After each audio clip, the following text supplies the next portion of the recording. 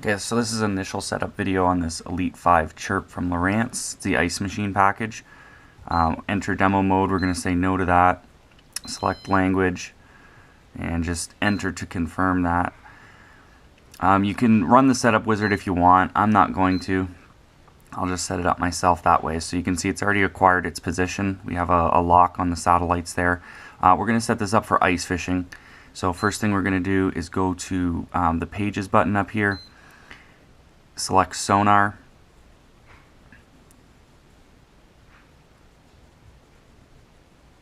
And then that'll bring us over to our Sonar screen here.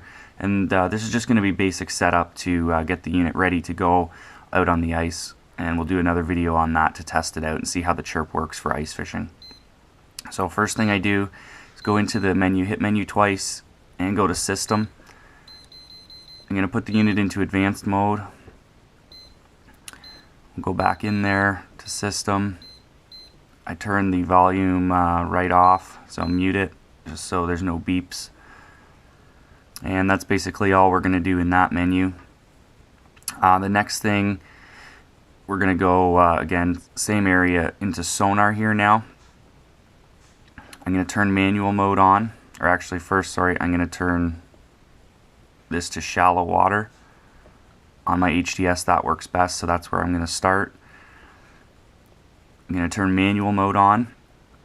We'll come down to installation here, and we're just going to select the transducer type down here. This is an HDI unit, so it will do the down imaging as well. Lowrance doesn't make a down imaging ice fishing transducer, so we don't need that. We can select the proper one. We're just going to go down to 283 here. And actually we're going to want to go to transducer type and go down to PTI WBL / PTI WSU. Those are the ice fishing transducers. So we'll select that and hit save. Next thing I'm going to do, turn auto sensitivity off.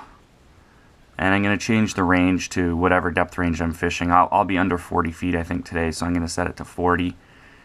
You kind of just want to set that to the deepest you think you'll be throughout the day and then adjust it shallower as you go. On sonar options here, turn off noise rejection. I don't expect to be around anyone else, so I'm going to do that. It's up to you if you want to do this. The amplitude scope, you can turn that on. Just gives you a flasher screen. I'm going to leave it on just to see how it works with the CHIRP.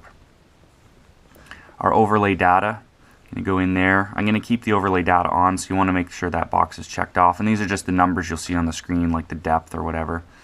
I'm going to go to configure.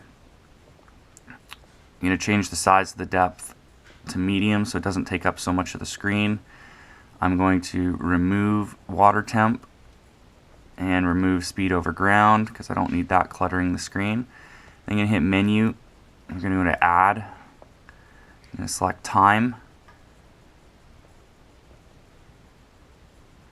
And I think that's about all we need. If there's anything else in here you want to put on your screen, you can. It doesn't really make a difference. Voltage is kind of a good one, so I'm going to add that as well.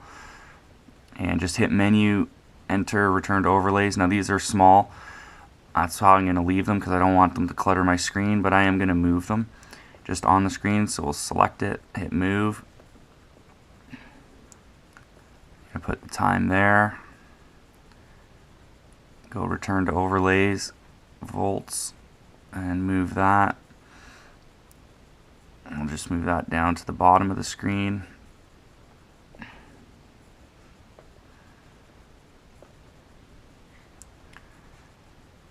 And it doesn't look like there's any other options we can do on these, so that's what we'll do and go done configuring. So now I have my depth, I have the time, and I have my volts on the screen there. And this screen's really cluttered because we're not in the water. My transducer's just sitting on the ground right now.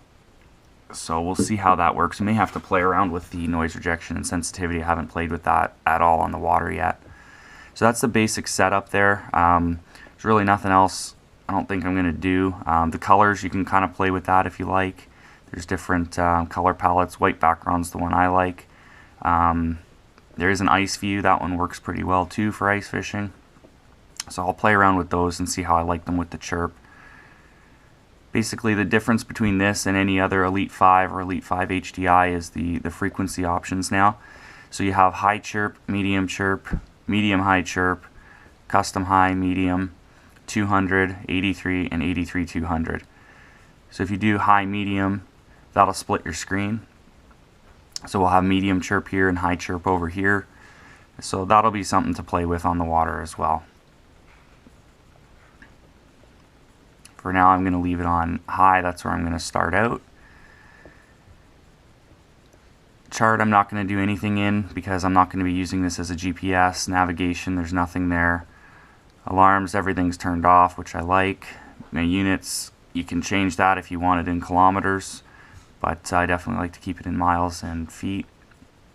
And that's basically it. There's nothing else to really do. The only other thing you should check if you get a new unit is go into hit menu twice, you go to System, and then go to About, and just check what software version you're running. This is 2.0. I think there is a newer version, so I should probably do that. I think there's a 4.0 out, but I'm going to leave that as is for now. And that's basically it. That's the basic setup on the unit.